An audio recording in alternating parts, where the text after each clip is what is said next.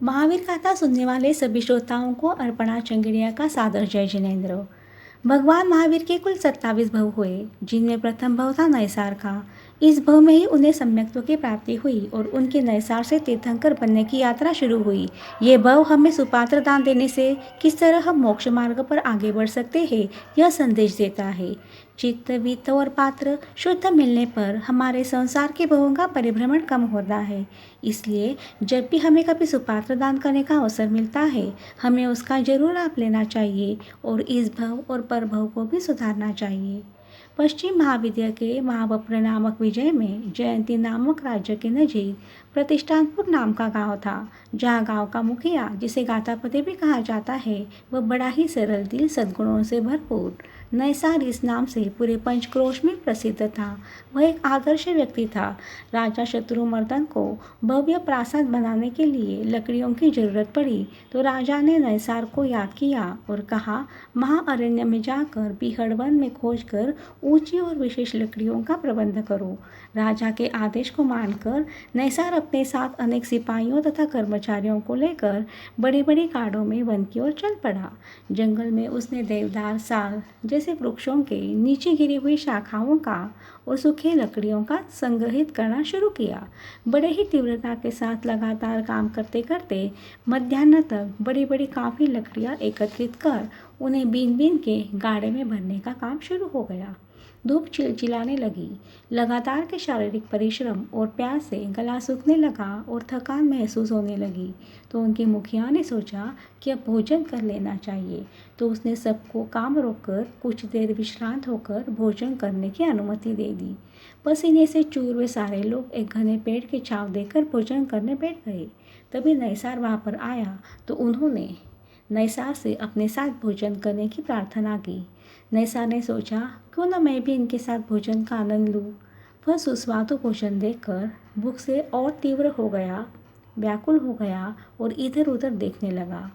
नैसार की एक अच्छी आदत थी, या यूँ कहे कि माता ने दिए हुए संस्कार थे कि जब भी वो भोजन करे उससे पूर्व वो किसी याचक को या अतिथि को या यात्री या साधु किसी को भी पहले भोजन करवाए और बाद में स्वयं करे।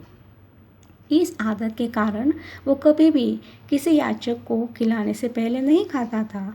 अपना यह संकल्प अबाधित रखने के लिए वह इधर उधर ढूंढ ही रहा था कि उसकी नज़र नीचे घूमते हुए एक सातरुंद में आ गई। पहाड़ी के टीले से नीचे दौड़ते हुए वो भी हड़बन से रास्ता निकालता हुआ मुनियों के समीप पहुंचा और अंतःकरण से वंदन नमन कर उनसे पूछा, इस खतरनाक हिंस्र शापदों तथा पशुओं से भरे हुए जंगल में तुम क्या कर रहे हो? तो मुनि ने कहा, हम अपना मार्ग भटकने के कारण यहाँ पहुँचे हैं और अपने गंतव्य की ओर नहीं पहुँच पा रहे हैं। नैसार ने देखा कि इस तपती धूप में मुनिवर घूम रहे हैं, वे तो सुबह से ही निकले होंगे, उन्होंने आहार पानी भी नहीं किया होगा। यह अपनी विवेकपूर्ण बुद्धि से उसने जान लिया और मुनियों से कहा, मुनिवर, मैं आपको इच्छित गंतव्य को पहुँचाने का मार्ग बताता हूँ, उसकी जिम्मेदारी भी लेता हूँ। पहले आप निर्दोष आहार पानी ग्रहण करें, कुछ विश्राम आराम कर लें। नैसार का भक्ति भाव, मैत्री भाव, मानवता देख मुनि आप्लावित हुए, बहुत प्रसन्न हुए और नैसार के साथ उसके पड़ाव पर पहुंच गए।